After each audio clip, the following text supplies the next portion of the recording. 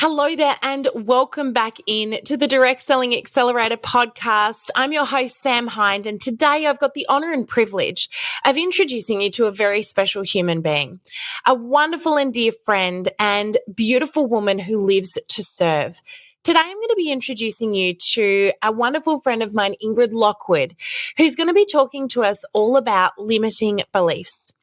In Ingrid's business, she helps people to achieve their dream goals and desires by smashing through limiting beliefs, both those beliefs that we know about and the subconscious beliefs that we're yet to discover. Ingrid's going to talk in this episode all about what they look like, how to identify them, and what we can do to overcome them. Most importantly, Ingrid comes from a background of having had to work through her own limiting beliefs.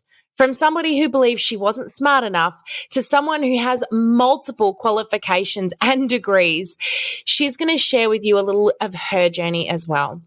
I know that this episode is going to be very powerful for you if you've seen a pattern maybe in your business life, your career life, your family life, and even your relationships, and you know that there is something there that you need to be more aware of, maybe even to smash through and work through, and you want the help to do that. This beautiful woman is exactly the person that you need to hear from today. So without any further ado, I'm going to introduce you to the beautiful, wonderful Ingrid Lockwood. Tune on in and enjoy the episode.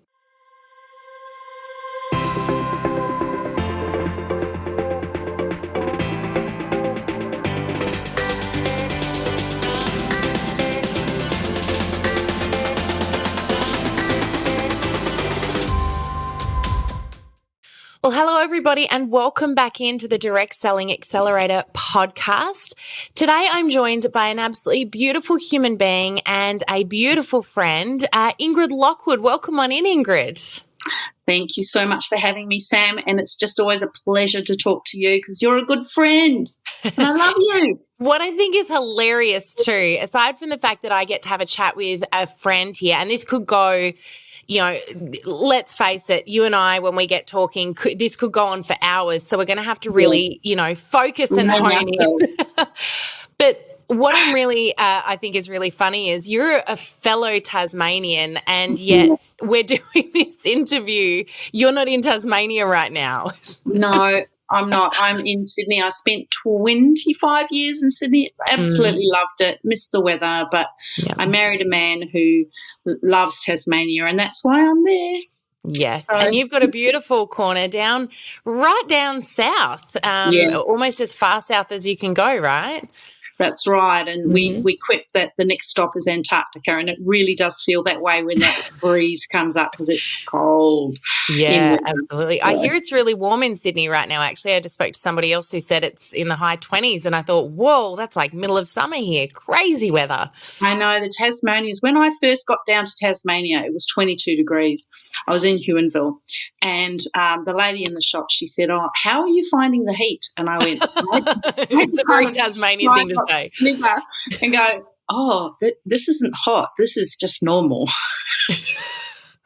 Yeah, us Tasmanians have no idea, do we? No. Look, we're not here to talk about the weather. We're here to talk about you, Ingrid, and I am really excited for this conversation. I think this is very timely, and I know a lot of our listeners are going to really appreciate a lot of the value that you're going to be able to give them today. So before we get into it, though, can you tell everyone a little bit about Ingrid? I know Ingrid, but our listeners don't know Ingrid. So would you like to share a little bit about you?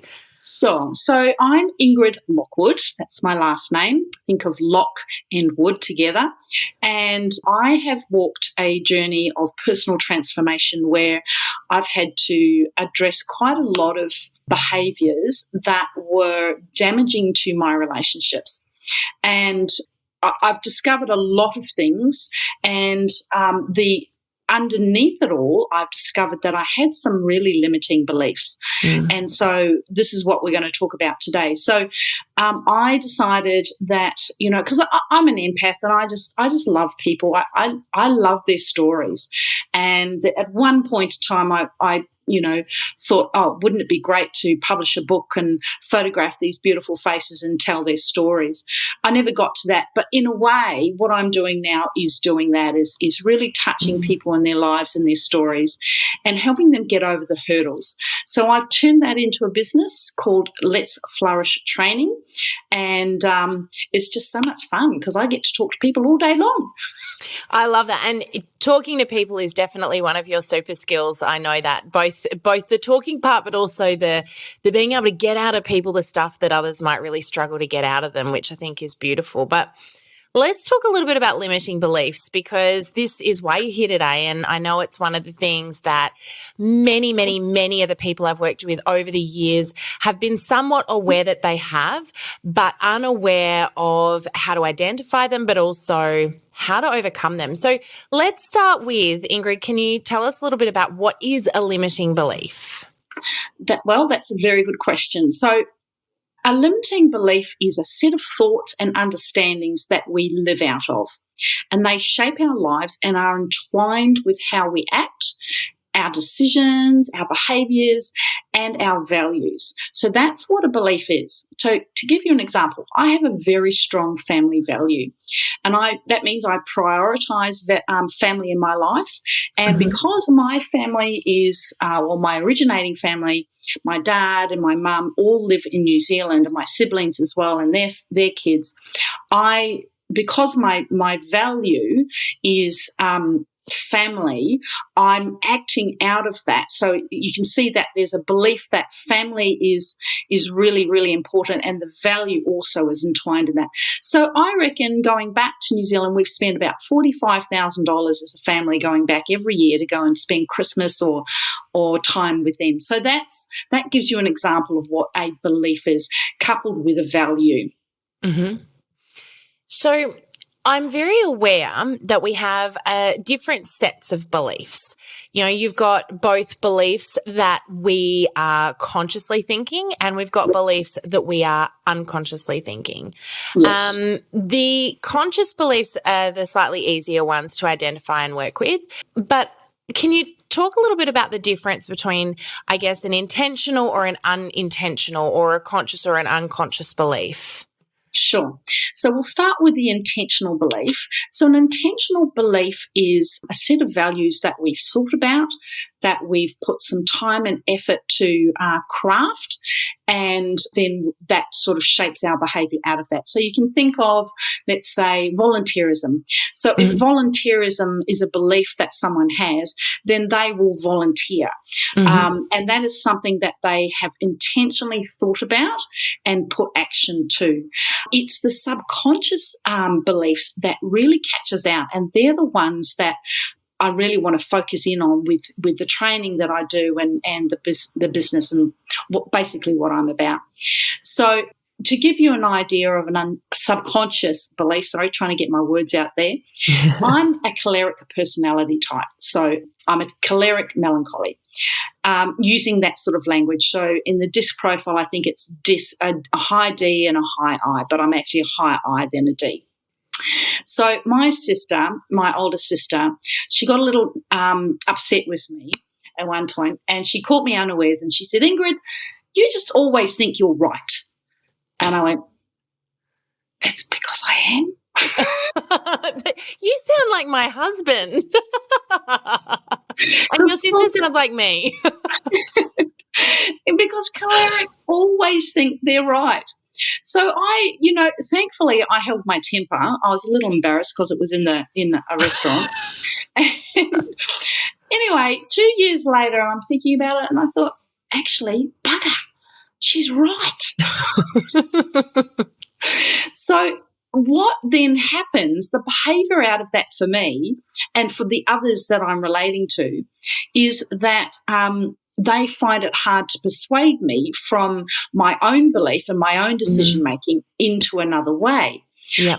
What they aren't aware of is that I often put my own decision-making and desires aside and follow what they're doing. But nonetheless, she was right. And this was an overarching belief and behaviour set that I was acting out of and responding out of, that I thought, oh, wow, And I was totally unaware of it, just totally unaware. So that is a subconscious belief that I'm right.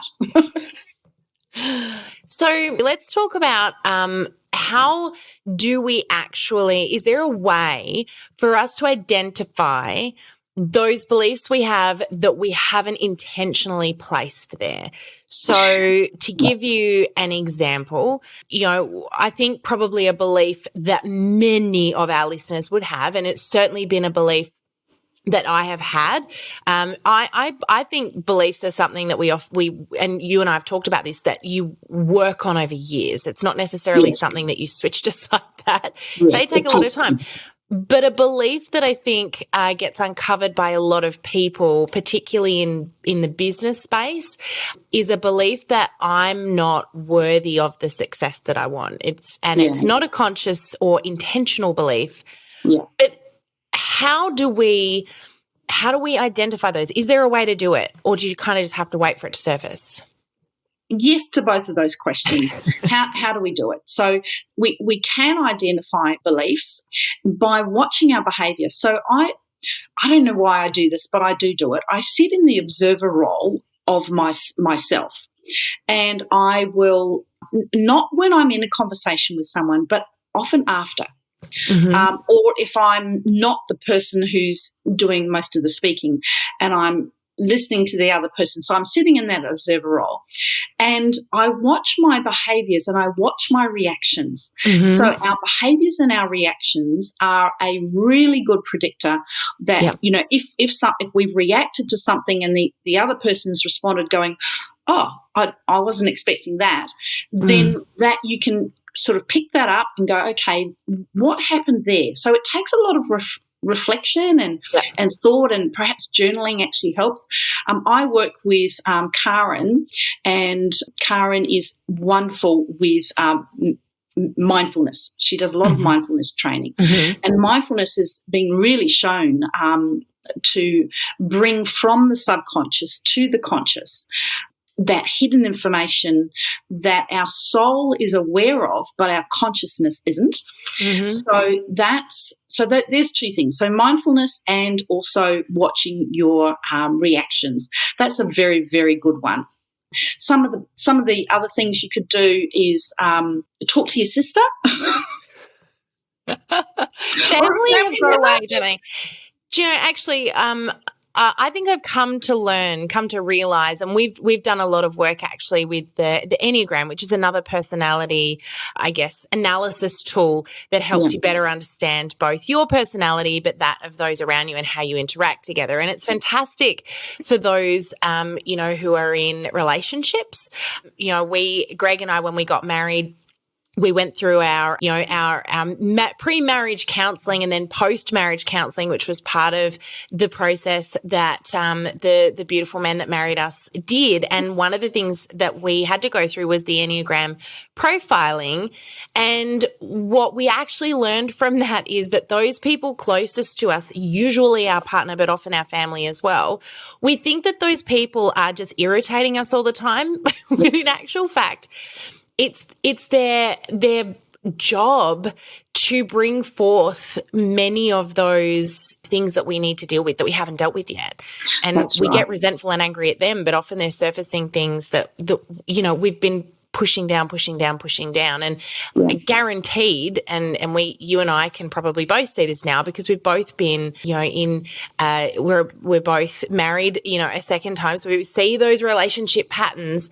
And I noticed that a lot of the things that you discard someone for, I suppose, like you push them away for, will come back through somebody else if you don't deal with those things. And it doesn't, it's very interesting. And I like what you say about observing your behaviours with other people, because I think there's a lot to be said for that. We often blame everyone else for the way we feel, but that self-awareness, which is a practice and it's hard, is really powerful. Yeah, talk to your sister. I like that one. So a couple of things there. Having a growth mindset is really, really powerful. Having a fixed mindset, which is the opposite to a growth mindset, a fixed mindset will say, no, I'm right, you're wrong, I'm not listening. That's the kind of fixed mindset. Whereas a growth mindset will say, oh, okay, so I've had some feedback on who I am as a person. Now let's speak into that for a second. No one likes that. No one at all. No one likes being told, oh, you're this or you're that. And if we react in defensiveness and things like that, then we've probably identified a fixed mindset, which is a belief that I'm okay. But a growth mindset, someone with that will take that criticism on board and go, okay, so is that true? Is that their issue? Is that my issue? So that's a really we can talk about that another time. In fact, I'm doing a free workshop on that in a couple of months, or in a couple of weeks on that. But some other symptoms, they're symptoms. It's a good word for it, where we can identify that there may be a belief there. Is are we having arguments? Is there repeated damage to relationships, which you've mentioned? Repeated patterns in a relationship. Do you feel like someone's attacking you? That's another feeling that we might have. It may not be a reaction, but it might be a feeling we have. Oh, you're attacking me. We may not put words to that, but it's something we are feeling. Angry outbursts, ghosting someone.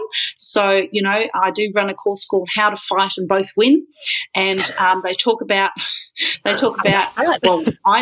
that, what's your conflict style? Do you go to violence, which is your verbal thing? That's me. That's the way I respond. If I'm pushed enough, or going to silence. So ghosting someone is one of that conflict style. Defensiveness is another symptom that there is a fixed mindset there, or a belief or something like that.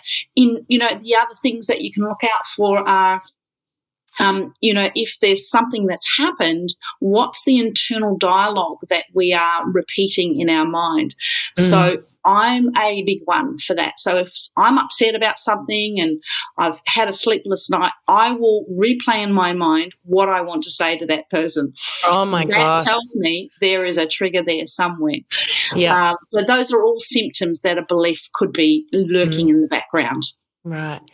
I actually bring up a memory. I remember when I was in my late teens, and we used to live a good 15 to 20K out of town. I was in a small country town in South Australia, and I remember one day I was so angry with something that my dad had said that I asked him to just let me out of the car 12 Ks away from home, keeping in mind that I was not a very fit person and I'd never walked more than 1K that I could recall in my lifetime. I'm sure I had, but I got him to let me out of the car about 12 Ks from home. And I remember the entire way I walked the whole 12K talking to nobody, literally saying all the things that I wanted to say in that moment for 12 kilometres. And I yabbered and yabbered and yabbered and yabbered all the way home. And I still recall this thinking at the time, man, I wish I'd said all of that actually at the time. Yes. But I think we all do that. Yeah, I totally hear you there.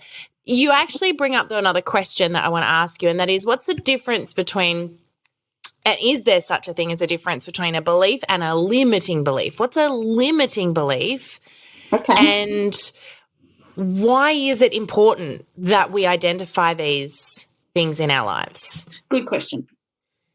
So a limiting belief is a belief that stops us achieving our goal, and they are the ones that sit subconsciously underneath. So it could be a fear, maybe a fear of technology. I had that as well. I was in London for a few years and they popped me on a Mac and I went, I can't do this. But, this was when DOS code, you had to put the DOS code in. This is years ago. Yeah. So now Macs, I'm on a Mac now and I love it. So a limiting belief is one that robs us of our future for, like there might be a desire. So here's a great example, which I use in my training. Let's just say Cara has had a number of relationships with men, and either they've broken it off or she's broken it off. She's come out with that belief going, they're all idiots. All men are idiots. Right? Now, for a while, some of our listeners are agreeing with you right now. I can just feel it. So, but underneath everything, her really long held desire is to get married and to have children. And that's pretty hard to do on your own, as many single mums would go, yes, it is. Yeah. So her goal is to get married and have a family. That is a desire that's very deeply held. But her limiting belief that all men are idiots will then rob her of achieving that goal. Yep. So when she next goes out, Cara is talking to a man, and she's giving off a bit of tone and a little bit of facial expression, which we can all pick up on. And the man sort of exits the conversation quickly, and she's kind of going, well, kind of what happened? Because that limiting belief sits in our subconscious, which we've discussed, and because we believe it, it then becomes our personal truth, and we act out of that, whether we want to or not.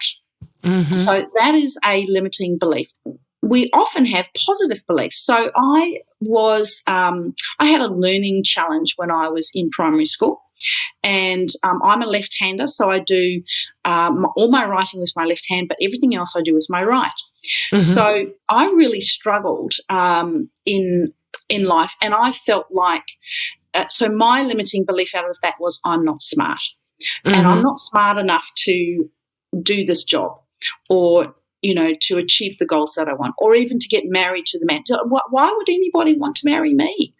I'm not smart. That was my belief as a young adult and so forth. And I then acted out of that whole thing. So that was really limiting me. And the good thing is that as long story short, because we don't have all afternoon, as you said, we could chat for hours. But out of that belief, I did a lot of research, and I discovered that I was using both sides of my brain. So now my positive belief is, and there's lots to that journey, and I share that a lot in my training courses. But now I know that I'm using both sides of the brain. So when I come into, and I've done this all my life, all my working life, so I come up with really creative solutions. And if there's a hurdle, it's just a hurdle. It's not something that's going to stop us, and we can get around it. There's always an answer. And so this is I've just come to understand and believe that because I'm using both sides of the brain, I'm coming up, that's a gift. And that is going to create an answer when others perhaps couldn't find that answer. So that's a positive belief. Has that kind of answered your question?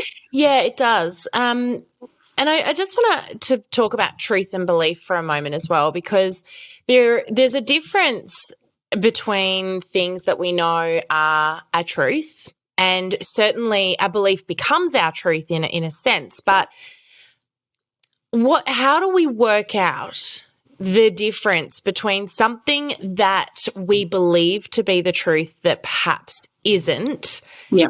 To something that is a truth. So, for example, I know it is a truth that I do not have the ability to fly a plane. But it is a belief that I don't read fast enough. So and that's a very loose example, but I think you know where I'm going with this. How do we identify the difference between something that's a truth versus something that's a belief that perhaps we ourselves have formed even if we didn't consciously do it? Okay, so so you have a belief that you can't read fast, or you have a belief that you can't? I'm just throwing an example out there. Okay. Well, actually, it is kind of a truth. I believe that I was talking to you before about superpowers, and one of the superpowers I would love to have is to be a speed reader, because I feel like I'm a slow reader when it comes to anything that grows me. Unless it's a story, I can churn through a story real quick. But when it comes to something I've got to concentrate on and read, I think I'm a slow reader. Now, I know that is a belief that I have, potentially created myself, not necessarily a truth. But yes, that was the statement I made. But I'm throwing it out there. I think you know where I'm going with this. Yeah. So you've hit on a number of really interesting topics. So I'll just address one. And that is when you have something that you really love, you have this intrinsic motivation, which is internal motivation, where you go, oh, wow, I'm just going to devour this. And you can speed through it. But when we have information, just using the reading example, information put in front of us that might be technical, or there's new concept, or there's new language that we aren't familiar with, it's quite normal to read 2, 3, 4 times. When I did my degree in journalism communication years and years ago, I had to read it 4 or 5 times because this was information that was completely foreign to me. Yep. So there's a little bit of confusion around belief and behaviour there. And so that's why I do like to spend some time just really unpacking what is actually a belief and what is actually a behaviour. A behaviour is, in this circumstance, the speed of your reading. But sitting underneath that would be a deeper belief, which is springing up in this form.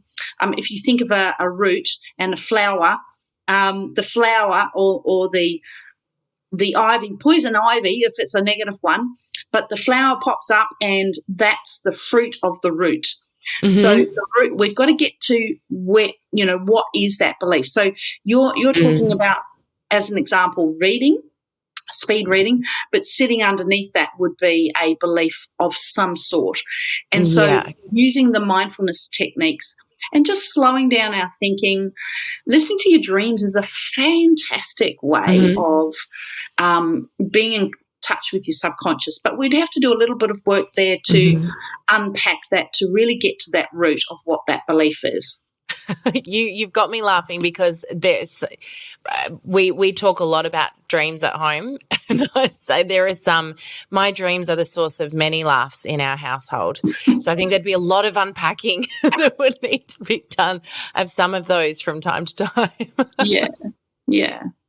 Happy to do that at any time. I love dreams. I dream a lot too. Do you really? Yeah, okay. We could have some good laughs about that, Ingrid. That'll be the source of many fun conversations, let me tell you. But for those that, let's talk about that for a little sec. This is what I mean by our conversations could go off on any tangent. But dreams are something that, let's talk about dreams for a little second. How do dreams show us things? What do dreams mean? What are they? What's our brain doing? Dreams are fascinating, and they are a whole language unto themselves. And I've learned that I have to learn the dream language that I have. So dreams, I'm not quite sure what's happening with our brain, but what I can tell you is that dreams are our subconscious, bringing to our consciousness if we learn to read to read and understand the language. That's really the key. So so in my dreams, if I dream of a person or an individual, let's just say a childhood friend, because this friend was a friend in childhood, I know that the dream is locating me back to that time. Driving a vehicle, an automobile or something like that is, if we're the driver, then we are in control of the situation. And sometimes that's good and sometimes that's not good. If there's a passenger in the dream, so like I had a dream about Karen and I was driving and she was my passenger. Now, you'll meet Karen if you do one of my courses, and she's the mindfulness expert. And out of that dream came this conversation that we should do this joint venture together and do this course together and train. So very, very powerful. And there was just such a beautiful synergy between what she offers and what I offer. So that's a good idea. Colours are important. Flowers and animals and trees, sea, ocean, roads, all that. So if you're dreaming that you're out on a country road, then that's quite significant. And different. There's a different meaning than if you are driving in a city, for example. The names of people, the names of places are also significant. There's so much to it. I could just do a whole podcast just in unpacking dreams. I think that'd be a fascinating thing to talk about for sure. And one of the things that I've been made aware of over the years too, and like what you said, is that dreams are actually our way of our brain processing things that have happened potentially throughout our day, or things that are yet to be processed. It's almost like it catalogues things into locations and sort of processes them, or brings up things that we haven't processed while we're sleeping. And so one of the things that I was told to do, because you know how you sometimes wake up with a dream, you can remember it for a split second, but then as time goes on, it kind of jumbles and you can't really piece it all together again. There are very few dreams that I've had over the years that are vivid. Most of them are they don't make a lot of sense, and you only remember them for a short period. And for that reason, I was told it's a really good thing to, when you wake up, quickly jot down what you remember, even if it doesn't make sense, because it'll help you to potentially process or unpack some of that stuff that you haven't been able to consciously process. That's so true. People often say to me, well, I don't dream. And I said, well, you probably do. You just don't remember them. Because and also, you know, I also say we have toilet dreams. So it's when our body is needing to go to the bathroom in the middle of the night and we're coming through that deep sleep state into our consciousness, and we have this chatter going on in our head. That's our body saying you need to get up and go to the bathroom. So I don't take too much notice of those, because they can be sentences. Does that make sense? Sentences and dreams. So, but in the morning, it's the ones in the early morning where I'm just coming to consciousness, just like you've said. And if I don't write them down on my phone straight away, they're gone. They're gone. Which is a shame, because there's so much richness and gold in the dreams. And I had one this morning, actually. I wrote it down. The thing is with putting it on your phone is that it can autocorrect, so you can get these really weird words. You know, I go, what was that word I tried to write down? I had a very actually funny story about autocorrect. I'm the worst person ever for not reading a message or an email or something before I send it. And I write, I go, I write, I go, I write, I go. I'm constantly on the move. And so if you ever read a message from me, expect that there will be a strangely autocorrected word in there. And I actually sent a picture of, there's a part of my garden that I'm really stumped with. I don't know what to do with it right now to tidy it up. So I took a photo of it and I sent it to my mum and my sister, and I said, guys, my garden is a mess, and I really would love your opinions on how I could, ideas on how I could fix this area. And my mum writes back, you have to go back and reread your message to understand what they're talking about. She writes back, perhaps you could start by not calling it Jess. It probably doesn't like that. So I went back to my message and realized I said, my garden is a Jess. For goodness sakes. I think we've all got those stories. Yeah. I hear you with autocorrect. I feel like that's, the story of my life. But yes, writing them down. I actually think writing it in a notebook or something is better than on your phone anyway. Because it's, number one, easier to get back to and find. But there's something about pen to paper, especially. I don't like having my phone next to my bed. A lot of our podcast listeners have heard me talk about this. And I think if you're going to write down about your dreams, you need to do it the second you wake up, or you will. Literally the second you go to do anything else, you start to lose bits.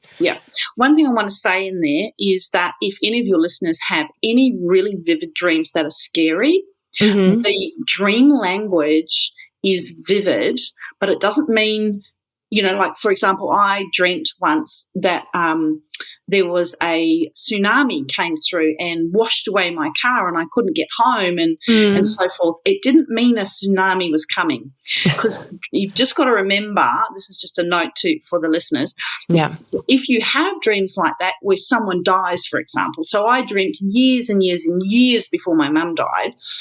She died in 2020 at the age of 89.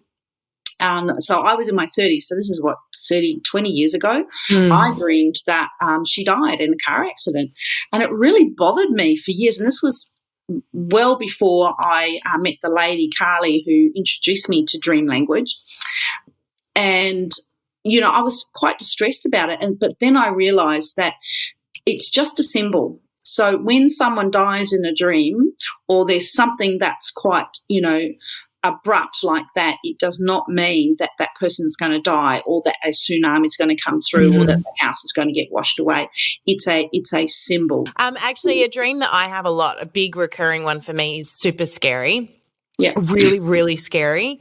And that is that I go away on a trip and I forgot everything. I have nothing with me.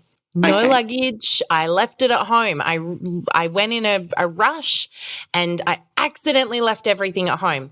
That is a constant recurring scary dream for me. That's almost the scary recurring dream. Dreams are really, really interesting, and that is your subconscious trying to get your attention. So forget things. So with that, what would I say about recurring dreams? Write them down. But I would say that is your subconscious telling you there's some sort of fear there. So coming back to beliefs, that there's a belief in there, or a fear in there that is saying, I need attention. Can you please pay attention to me? Yeah. That would make perfect sense.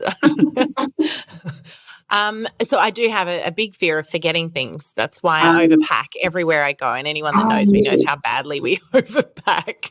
Anyway, well, there's a thing right there. That's a belief right there. I think that's definitely a limiting belief. It limits me in finances every time I travel because I have to spend more on excess baggage. But yes. Let's get back to this. I want to talk to you a little bit about the Neuro Change Method. Can you tell us what it is and how this works? Sure. So the Neuro Change Method is a suite of tools, I call them tools, that I'm now a qualified, certified practitioner in, and they are evidence-based. So it's the Neuro Change Method as a brand name. But what that all means is that it is evidence-based, scientifically backed research that they've put together, and they've crafted these tools. So I've pulled out one, and that is just the area of beliefs. Yep. So there's a set of actions that can be taken, which is all scientifically proven. So this is about 20 to maybe 30 years worth of research, psychological research behind this. And so they have proven time and time again that if you identify a belief and take tiny, tiny, tiny, tiny little incremental changes along a pathway towards your goal, you will change that belief. So our subconscious beliefs are really very stubborn and very hard because they're so ingrained with who we are. And as I said before, with our values and our goals, that they are really quite hard to change, but they can be changed if we put our mind to it. And what I've discovered as I've applied this to my life is I can even change habits as well, using the same. This is my next question. Yeah. So I've got a funny little story. I got into a habit years ago where when I was cooking, I would have a glass of wine or two. And, I was in my 20s, my kids were young and stuff like that. I'd have it maybe 2 or 3 times a week, something like that. Over the years, that wine had an effect on my body. And the health effects were that I wasn't sleeping well, and during COVID, I was drinking too much, as many did in lockdown. I'm going to say, just join the club. I think that's what everybody did over COVID. Because there's nothing else to do. Nothing else to do except watch TV and drink wine, which is a really bad habit. Yeah, and eat cheese, but yeah. So I've had a desire to cut back on my wine consumption for many, many years, and I didn't really.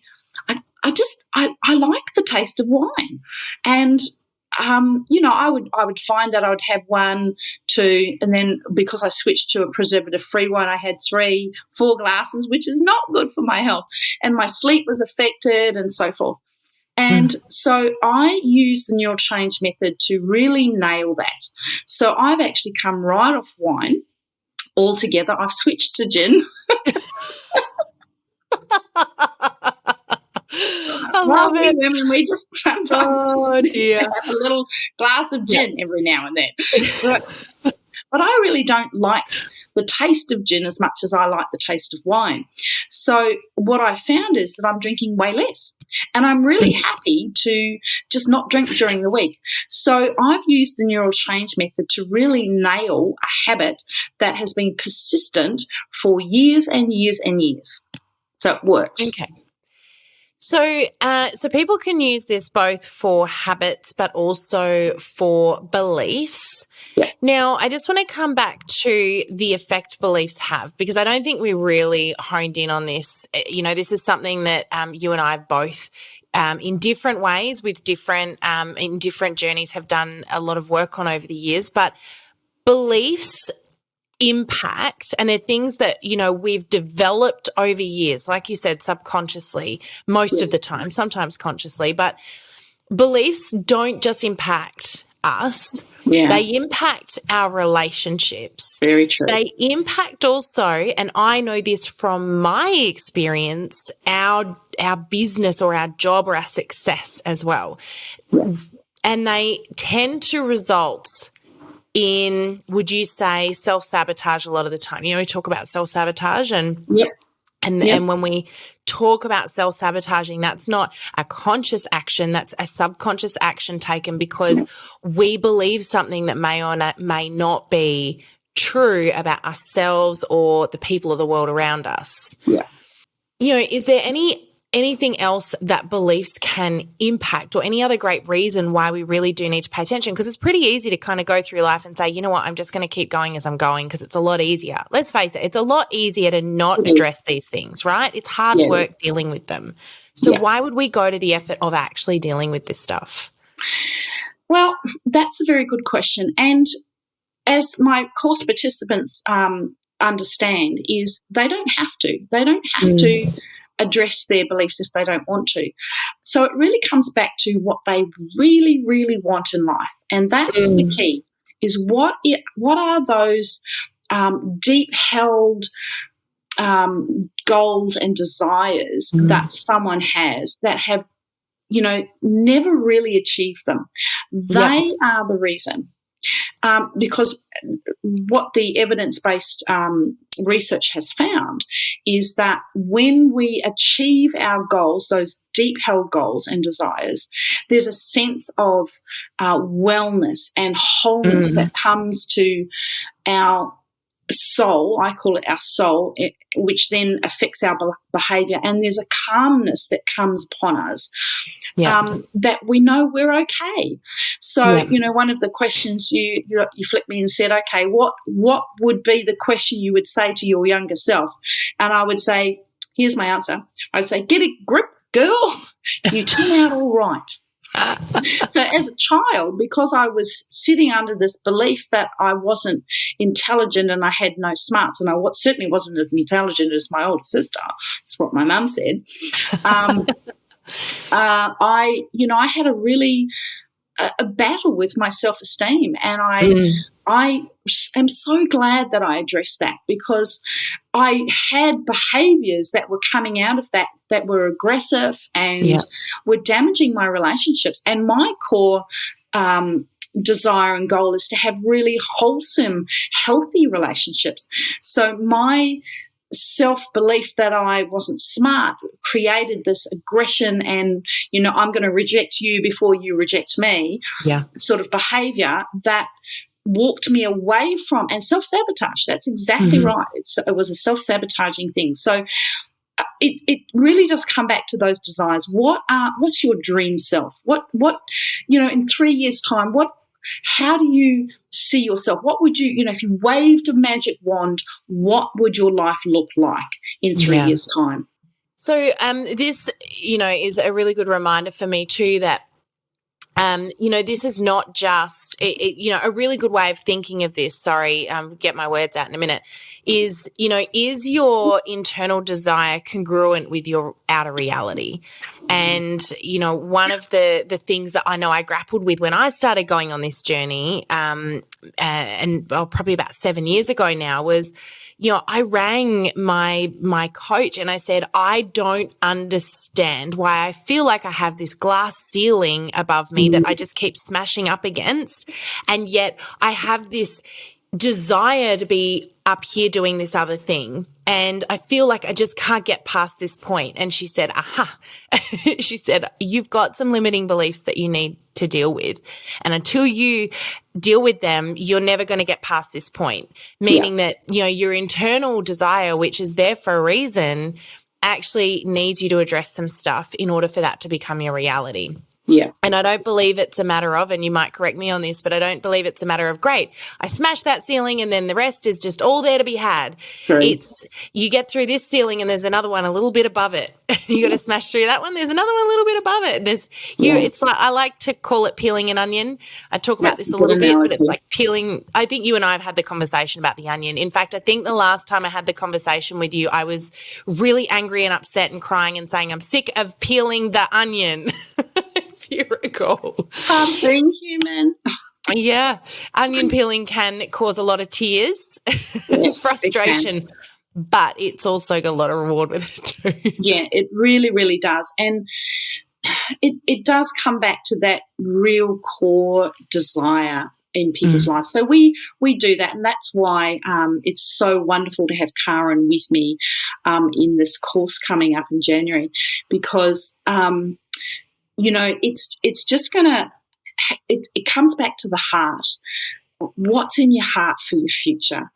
And what are the hurdles in the way that are stopping you get to your goal? Yeah. And, if it's those beliefs, then, oh, my golly, it's so worth the effort to put in and the work that it takes. And to be honest, it's not that hard. We've just got to be mindful. It's just got to be a focus. So just like with me and, wanting to cut back on the drinking of the wine, I realised that there was a couple of triggers during the day. And if I started thinking in the morning, so like if I play golf, so if I went out and, someone annoyed me on the golf course, which doesn't happen very often, or something happened around that, and I started, because I play golf in the morning, and I started thinking, oh, it'd be really nice to have a glass of wine when I get home. I found it very hard to not have a glass of wine. So I realised that I needed to address that thought before it had legs. Mm-hmm. And the other little key thing that I did was I delayed having, and so this is behaviour, right? So we're dealing with a habit, but it's the same methodology that we use to address a belief. Mm-hmm. So I realised that if I delayed having a glass of wine until after I ate my meal, then I only drank half the glass. It was astonishing. So I've been able to achieve my goals in tiny little increments, and it hasn't been that hard. Yeah. So for those that want to find out a little bit more about, I know that you've got some, some free resources that people can be a part of to find out a little bit more about you. I know that you've got a group people can join as well. Yes. And, of course, you do have your course coming up early next year as well. How can our listeners find out a little bit more about how they can connect with you, Ingrid, and, address some of these limiting beliefs? If they're sort of fist pumping the air right now going, I need that, how do they get in touch with you?